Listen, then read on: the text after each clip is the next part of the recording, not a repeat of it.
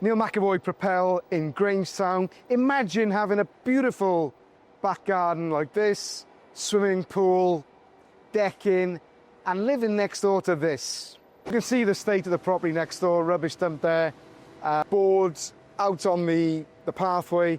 It's been like that for 2 years and local residents are complaining. It doesn't seem right. And what I don't understand is why Cardiff Council enforcement have done very little about it. I understand the notice was issued back in May. They've not acted upon that. I'm pretty sure that maybe in other circumstances they would react a lot quicker.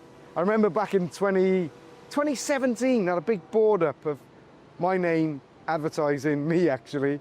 I had enforcement all over me and they made sure that board was taken down. Having been through that, I wonder why there are certain cases where enforcement are not doing the job. So the council, and all I want is a bit of fairness for the residents. Diolch yn fawr.